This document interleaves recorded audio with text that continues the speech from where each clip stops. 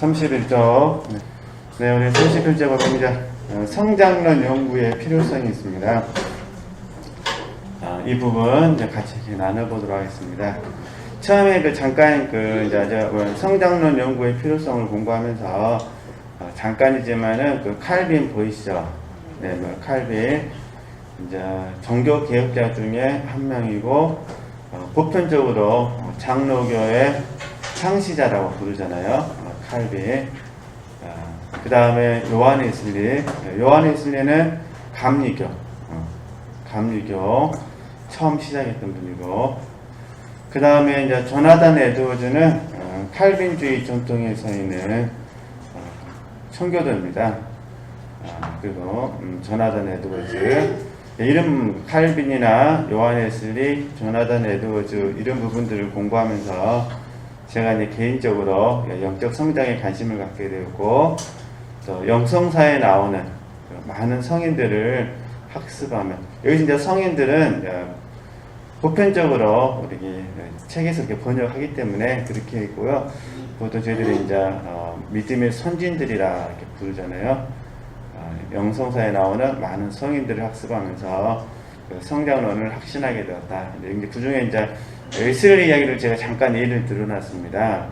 책에 있는 부분이니까 간단하게 제가 책 중심으로 설명해 드리면은, 웨슬리는 감리교 창시자고, 또 근데 문제는 웨슬리는 본인의 그 고백에 의하면은 영혼이 거듭나기 전에 선교사로 헌신하게 됩니다.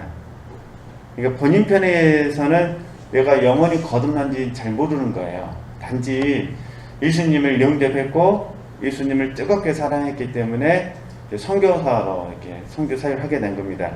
그런데 결실이 없습니다. 결실이.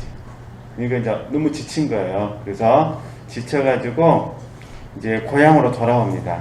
그래서 선교를 접고 배를 타고 이제 고향으로 돌아오는 길에 큰 풍랑을 만나게 되는데, 그 풍랑 가운데 함께 있었던 그 사람들이 있었는데 그 중에 모라비안 선교사들이 있었습니다. 보이시죠? 근데 그때 당시에 모라비안 선교사들은 이단에 속했다고 비난을 받았습니다. 이단에 속했다고. 그런데 그 모라비아 선교사님들은 그 태풍 가운데 있어서도 두려워하지 않는 거예요. 찬양을 통해서 더욱더 하나님 앞에 평안한 모습을 갖게 되고 하나님을 신뢰하는 모습을 갖게 되는 거죠. 근데 본인은 정통이라 생각하는데, 미난이 아니라 정통이라 생각하는데 정작 풍랑 앞에서는 죽음에 대한 두려움이 있는 거예요. 그래서 가까스로 이제 살아났습니다. 살아나가지고 웨슬리가 궁금증이 생기는 거예요. 도대체 그 사람들하고 나하고 차이점이 뭔가. 그래서 몰래, 왜냐면 이제 이단 단체니까. 근데 사실 이단은 아니거든요. 근데 그분들이 생각했을 때 그래서 그런 부분이에요. 그래서 이제 웨슬리가 그 책에 보시면은 그는 무사히 귀환하자 모라비안 선교사들의 신앙에 대해 궁금증이 일어났습니다. 보이시죠? 그 결과 그는 그들의 집회에 참석하게 됐어요. 그들의 그 집회가 어디서 했냐면 엘더스 게이트라는 그 거리에서 한 거예요. 엘더스 게이트. 그래서 그 거리에 참석을 해가지고 로마서 말씀을 듣다가 이제 웨슬리가 회심을 하게 됩니다. 그러니까 그러면서 이제 본인의 신앙 이야기를 이제 기록한 거예요. 내가 예수님을 영접했고, 그 다음에 사역도 열심히 했고, 그랬는데 이제 비로소 내 영혼이 뜨거워졌다. 그래가지고 그 이후에 웨슬리 사역이 결실을 맺게 됐다. 이제 그런 부분입니다. 그래서 그 이후 웨슬리에게 성령의 강한 역사가 일어나게 되고, 그 다음에 나중에 웨슬리는 교회에서 파문당하게 되어서 감리교를 만들게 됩니다. 원래는 처음부터 이렇게 감리교를 만들려고 안 했는데 파문당하다 보니까 어쩔 수 없이. 그래서 파문당했으니까 교회에 속하지 못하게 되는 거잖아요. 이게 자기가 이제 개척을 해야 될 부분이잖아요. 그래서 그는 계속해서 하나님이 맡기신 영혼들을 섬기는 사역을 했고, 이렇게 말을 한 거예요. 나의 교구는 뭐라는 거죠? 세계다. 네. 그래서 유명한 말을 남겼습니다. 그래서 그는 말을 타고 다니면서 복음을 전했다고 합니다. 네. 굉장히 힘들었을 것 같아요. 차 타고 복음 다녀도 저는 힘든데 말 타고 수면 부족은 말 타면서 해결하셨대요. 대단하신 것 같아요. 얼마나 말을 잘 타셨으면은, 네. 거의 잠도 많이 못 주무시고, 이렇게. 어찌됐든, 네. 그래서 이제 이런 부분들을 통해서, 이제 오늘날 많은 성도님들이 영적인 성장을 추구하고 있는데, 이제 물론 저희들에게는 좋은 스승님이 계셔서, 이제 성장론에 대해서도 정립이 잘 되는데, 그러지 않는 분들에게는 힘들 것 같아요. 성장은 하고 싶은데, 어떻게 해야 될지 모르니까.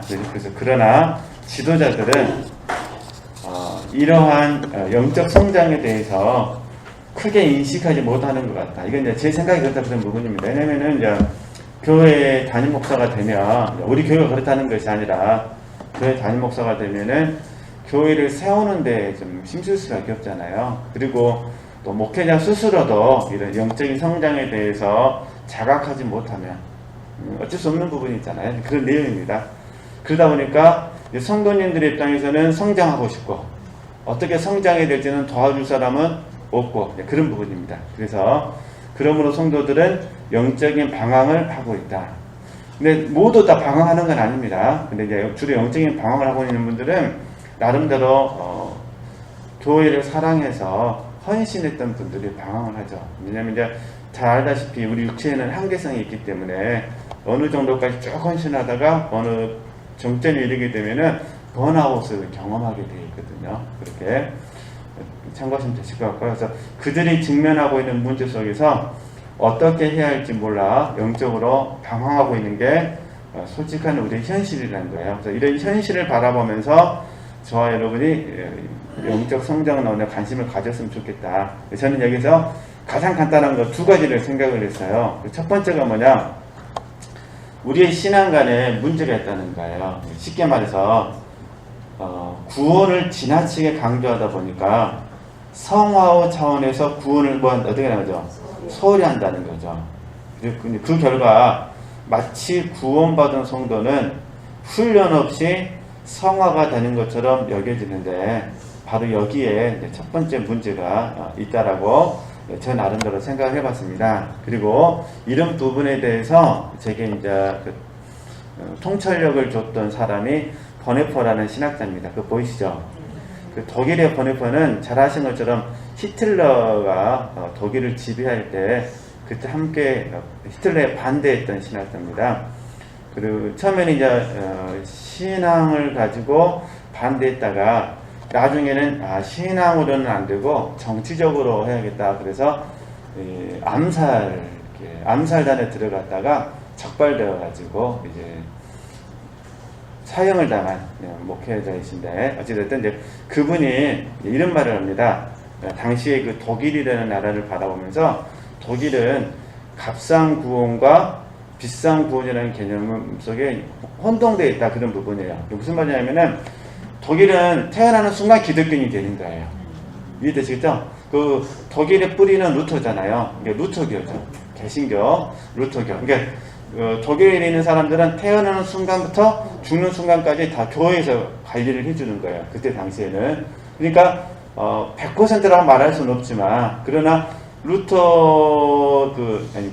루터교에 속한 사람들은 전부 다 스스로 생각할 때 구원 받았다고 생각한 거죠. 그러니까 일단 구원을 받았으니까 이 땅에서 어떻게 사는지는 관심이 없는 거예요. 그래서 이제 지금 거기에 값싼 구원이라고 설명한 거예요. 그러니까 값싼 구원은 뭐냐면은 하나님의 은혜로 말미암아 우리가 성도 되어졌다, 구원받았다. 이게 이제 값싼 구원이에요.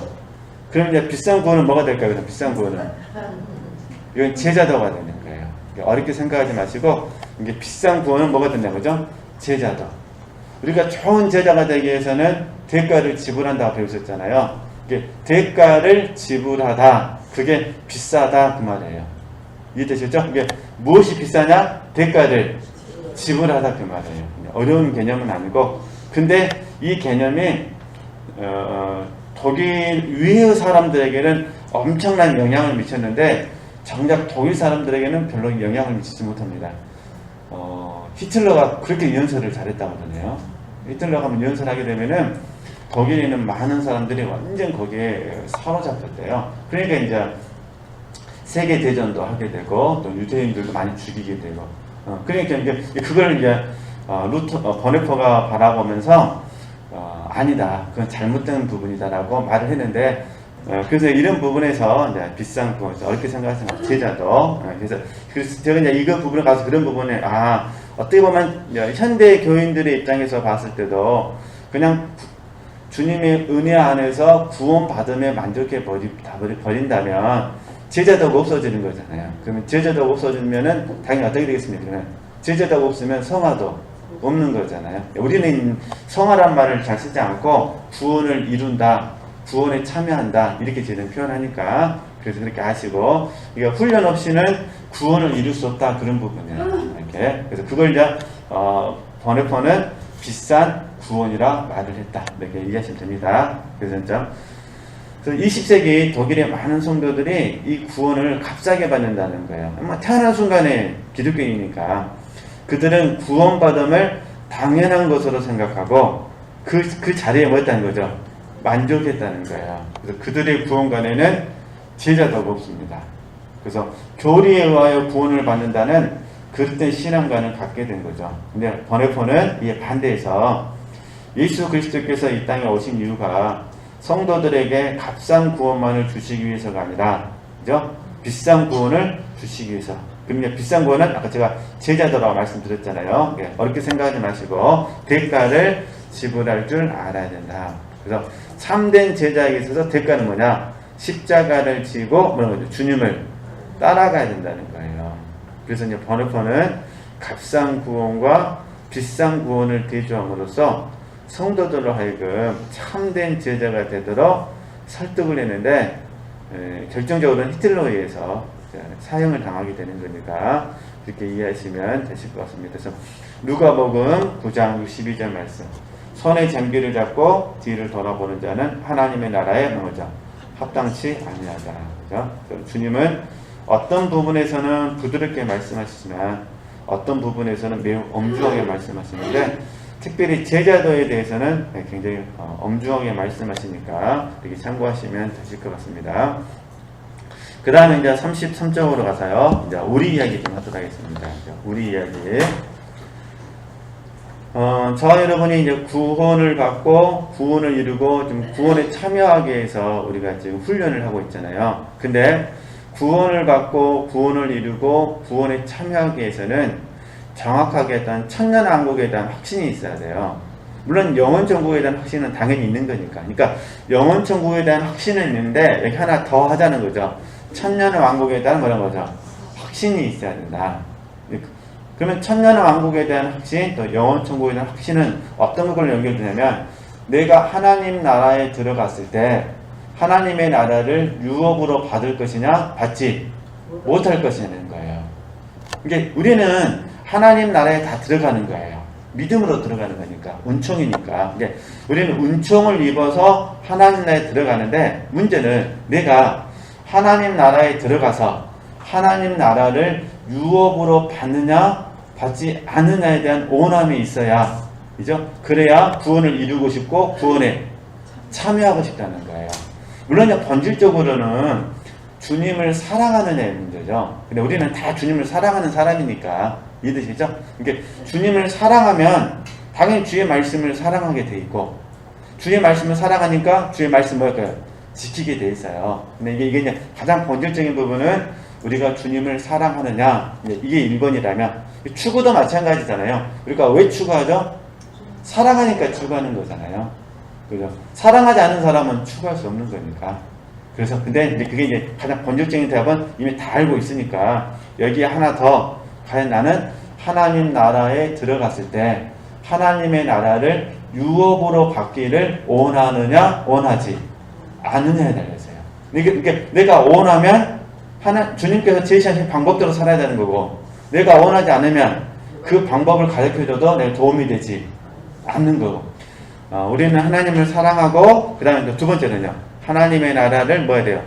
유업으로 받고. 이게 이제 사실 부름의 상이죠.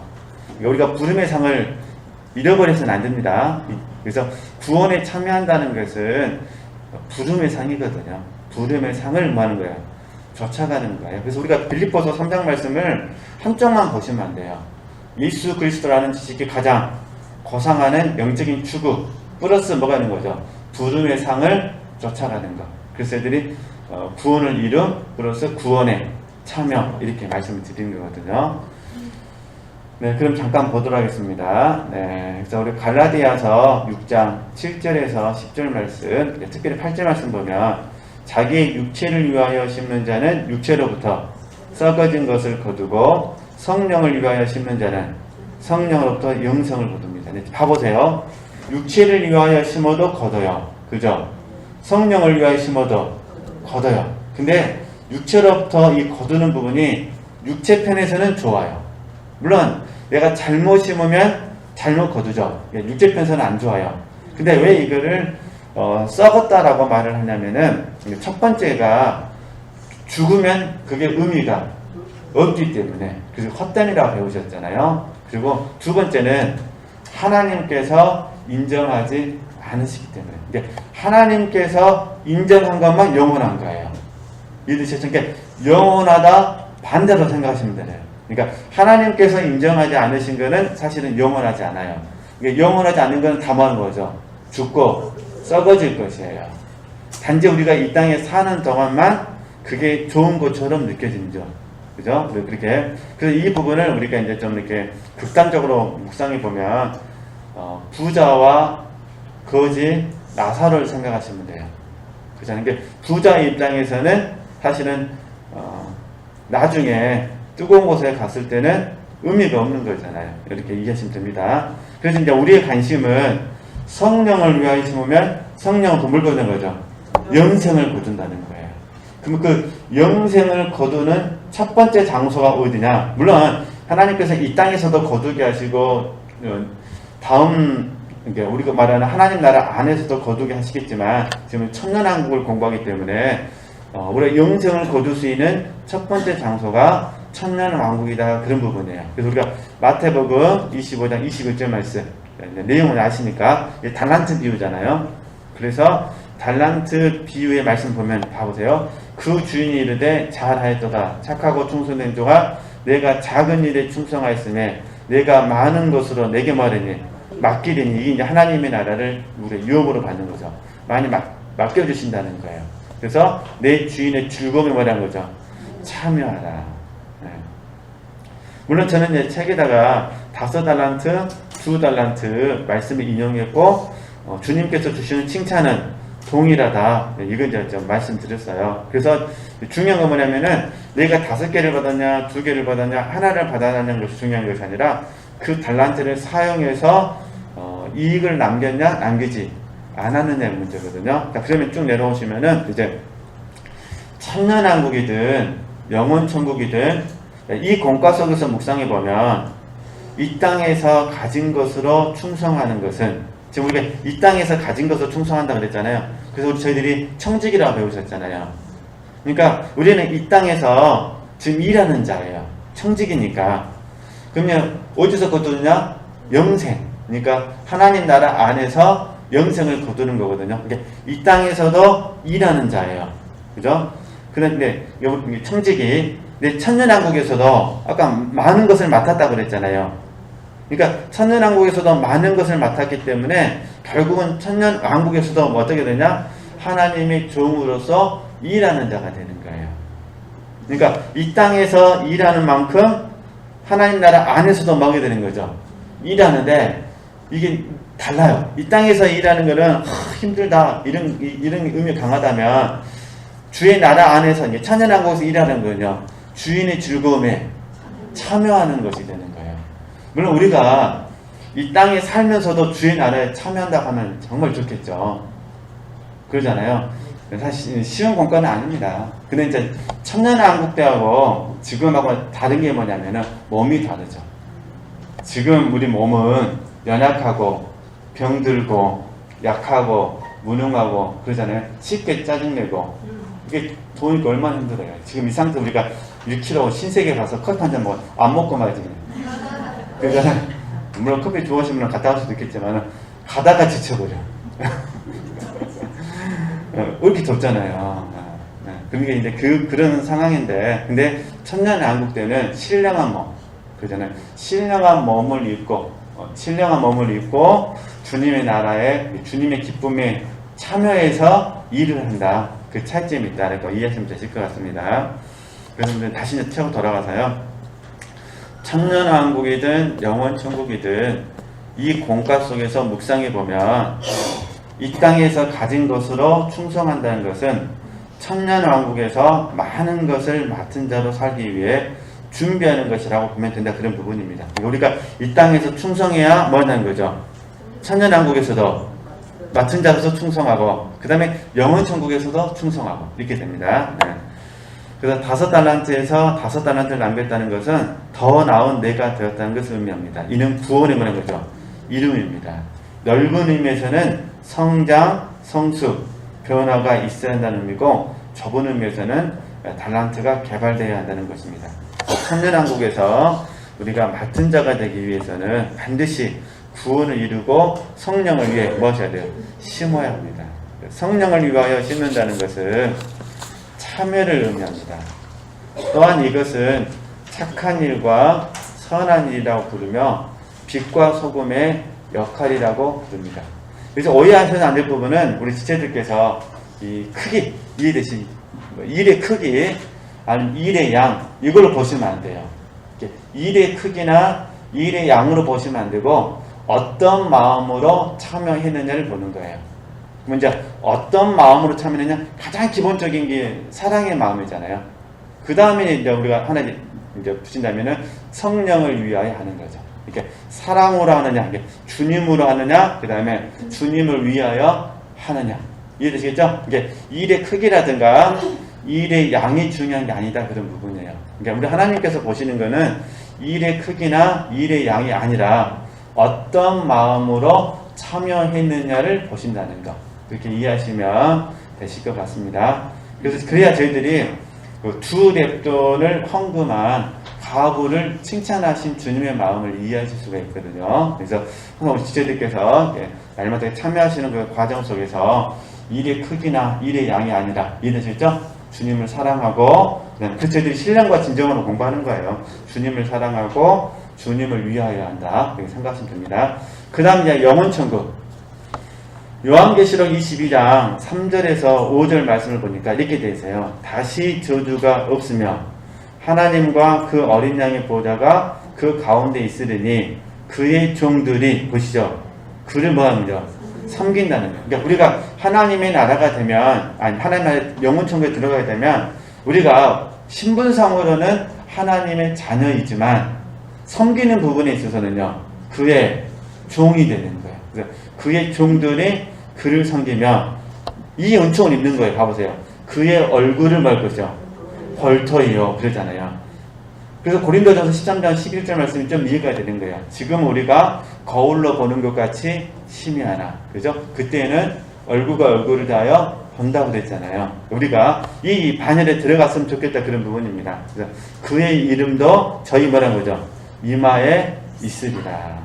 그리고 다시 밤에 오겠고 등불과 햇빛이 쓸데없으니 이는 주 하나님이 저희에게 빛이심이라. 밤이 없다는 거예요. 저희가 세세토록 뭐라는 거죠? 왕노릇 하리로다. 그래서 이제 제가 예수 드리고 싶은 부분 뭐냐면, 우리가 이 단계에서는 힘듭니다. 그래서 울면 씨를 뿌린다고 말씀하시잖아요. 자, 현재 우리의 삶은 맡은 자로서 충성하는 겁니다. 맡은 자로서 충성. 그래서 이걸 지체들이 심는다고 생각하시면 되셔요. 맡은 자로서 충성하는 것이고, 천년왕국에서도요, 맡은 자로서 충성하는 것이고, 영혼천국에서도요, 맡은 자로서 충성하는 거예요. 그의 종들이 그를 섬긴다고 했기 때문에. 근데 문제는 뭐냐? 이곳에서 일한 것에 따라서 결정난다는 거예요. 이제 우리가 이곳에, 이 땅에 있는 동안에 기회를 잡아야 돼요. 이해되시겠죠? 이게 지금 그러니까 천년왕국하고 영원천국은 우리에게는 그때는 결과로 주어지는 거거든요. 이게 지금이 뭐다? 지금이 기회다. 그러니까 사도 바울이 고린도 후서 6장 말씀에서도 그렇고 고린도전서 15장 말씀에도 그런 말씀하시지만은 하나님의 은혜를 헛되이 하지 말라 하잖아요. 그러니까 우리가 오늘 삶을 사는데 사실 왜 짜증이 안 나겠어요? 도움이 되시면 좋겠습니다. 그래서 저나 우리 지체들이 일하면서 배우고 뭐라는 거죠? 배우면서 일한다. 이걸 뭐 깊게 생각하셨으면 좋겠습니다. 그래서 우리가 하나님의 말씀을 믿고 행할 때 구원을 이루고 구원에 참여하는데 열심을 낼 수 있었으면 좋겠다. 이건 지금 제가 제자도를 설명하면서 이렇게 좀 적용해 가는 부분입니다. 그래서 우리가 구원을 얻음에만 관심이 있다면 안 된다, 그런 부분입니다. 그래서 만약 우리가 구원 얻음에만 관심이 있고 구원을 이루고 참여하는데 결여가 된다면 심각한 문제가 생긴다는 거예요. 뭐가 없어지냐? 영생에 대한 소망이 없다는 거예요. 영생에 대한 소망. 이건 조심하셔야 됩니다. 그래서 현대 기독교인들이 심각한 문제점은 뭐냐면은 이제 값싼 구원을 받아들여야 되잖아요. 그래서 이걸 나쁘게 말하면은 은혜 중독이라고 그래요. 쉽게 말해서 계속해서 어린 아이가 되어버리는 거예요. 계속해서.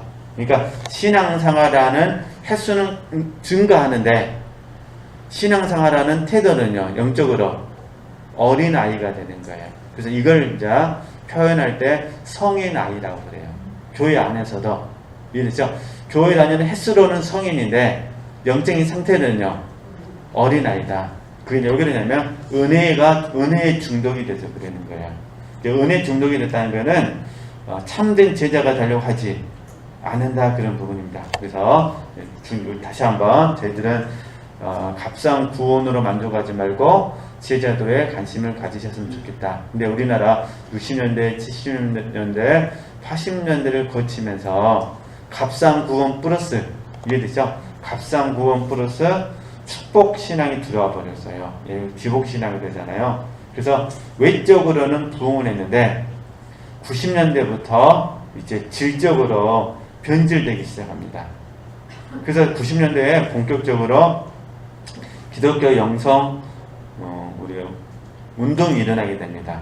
그래서 이 교회도 그때 당시에 영성 훈련을 담임 목사님께서 받아들이셔서 지금까지 오게 된 부분이거든요. 이게 결국 우리 현대 기독교는 기독교 신앙의 본질을 잃어버리고 말았다. 그래서 결과 어떻게 되느냐? 구원도 받았잖아요. 값싼 구원 받았죠. 그 다음에 축복 신앙 받았죠. 그래서 교회가 부흥했잖아요. 이게 결국 어떻게 이제 라오디아 교회가 되어지게 된 거죠. 그 말이에요.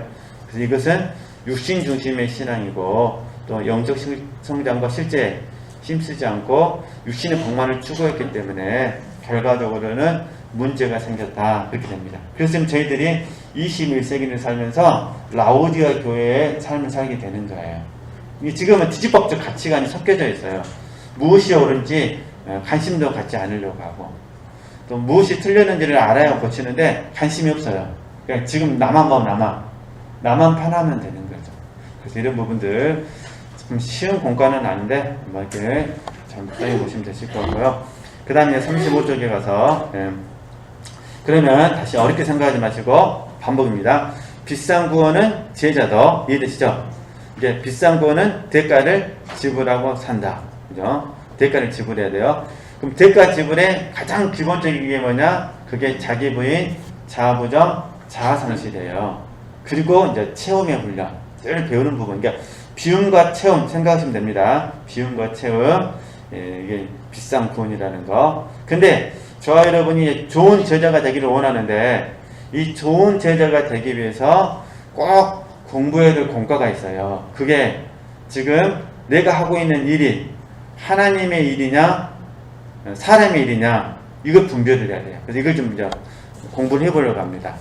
오늘 좀 하고 또 다음 주에 계속 설명. 이전에 또 다 배운 부분이 있어서 뭐 쉽게 뭐 할 수는 있는데 다시 저 여러분이 이제 제자가 되기 위해서 이제 대가를 지불했잖아요. 뭔가를 했어요. 일을 했다는 거예요. 제자가 되기 위해서. 근데 그 일이 주께서 주신 일인지 아니면 내가 원해서 한 일인지 이걸 알아야 돼요. 그래서 이거 제가 일에는 하나님의 일과 뭐라는 거죠? 사람의 일이 있다. 내가 말을 했어요. 자, 그러면 오늘 좀 서론적으로 설명하고 또 다음 주에 해야 될 것 같습니다. 그러니까 일에는 사람의 일이 있고 그 다음에 하나님의 일이 있습니다. 그러면 이제 우리가 가장 첫 번째 우리가 해야 될 훈련은 뭐냐면은 전에도 말씀드렸지만 우리가 해야 될 훈련은 먼저 출처를 봐야 돼요. 출처. 이 출처를 보게 하도록 도와주는 게 분별이거든요. 그래서 분별되지 않으면은 많은 경우에 실패하게 되어 있습니다. 그러니까 그러면 어떤 게 사람의 일이고 어떤 게 하나님의 일이냐, 이게 출처인데 쉽습니다. 사람의 일은 사람에게서 나오는 거예요. 사람에게서 나오. 하나님의 일은요, 하나님에게서 나오. 이게 먼저 이렇게 분별하는 거예요. 그러니까 이게 사람의 일은 어디서 나와요? 사람에게서. 하나님의 일은요, 하나님의 두면 사람에게서 어떻게 나오느냐? 이게 육체가 오온하는 것이에요. 육체가 오온하는 것. 그죠? 그러니까 육신의 생각은 사망이요, 영의 생각은 생명과 평안이. 게 육신의 생각은 뭐냐? 육체가 오온하는 것을 생각하는 거예요. 그럼 영의 생각은요? 하나님께서 오온하시는 것, 오온하시는 것을 생각하죠. 그래서 저희들이 이 부분을 로마서 12장 2절 말씀을 말씀드리는 거예요. 하나님께서 오온하시는 것이 뭐냐? 하나님이 선하시고 하나님께서 기뻐하시고 하나님께서 온전하신 뜻, 그것이 이제 하나님에게서 나온 거죠. 그러니까 저희들이 오랫동안 영성훈련을 통해서 여러 가지 훈련을 했습니다만 큰 훈련 중 하나가 뭐냐면은 분별이에요. 분별. 그래서 우리가 영적인 지각도 배우셨고 영적인 안목도 배우셨고 영적인 통찰력도 배우셨고 영적인 지각도 배우셨고 은사적으로는 영분별의 은사도 배우셨고, 그래서 계속 저희들이 분별하는 거예요. 이것이 사람에게서 나왔냐 아니면요 하나님에게서 나왔냐. 근데 사람에게서 나온 것 중에서 이렇게 보통 우리가 악하다, 나쁘다고 하는 부분은 금방 또 분별이 돼요. 왜냐면 그게 이제 실제로 악하니까. 근데 이게 어려운 게 사람에게도 우리들 배우듯이 선한 것이 있잖아요. 그걸 저희들이 편의상 선한 자라고 불렀죠. 그러니까 어쨌든 사람에게서 나온 것은 사람의 일입니다. 육체가 원하는 것, 그 다음에 선한 자가 되는 것. 그 다음에 유인 다인이면 아시는 부분이고, 그러면 두 번째는 두 번째가 믿음이에요. 믿음. 그러니까 사람에게서 나오는 거는 믿음이 필요 없습니다. 하나님에게 나온 거는요. 왜냐면 하나님의 일은 예수 그리스도를 믿는 거거든요. 그러니까 그러면 사람에게서 나온 거는 왜 믿음이 필요 없냐? 자기를 믿으니까. 그래서 여기를 저희들이 육체, 신뢰, 플러스 신뢰할 만한 것들, 이렇게 이제 구분을 해드리는 거예요.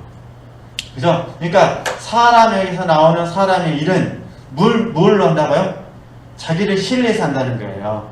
육체 신뢰할 만한 것들을 한다는 거예요. 근데 하나님의 일은 무엇을 한다고요? 믿음으로 한다는 거예요. 하나님의 일은 믿음으로. 그래서 우리가 계속해서 지금 이 훈련을 좀 하고 계시는 거예요. 믿음으로.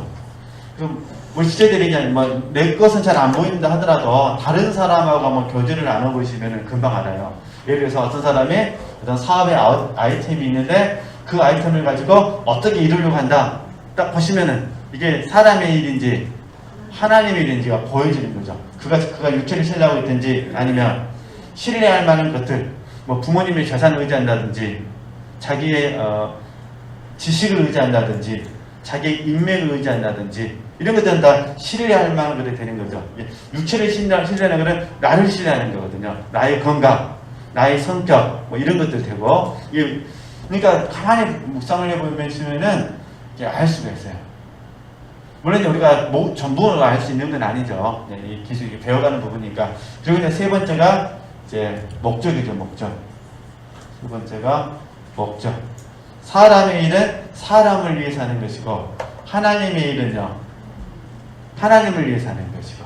그래서 특별히 우리가 믿음 공부할 때 세 가지를 공부하셨잖아요.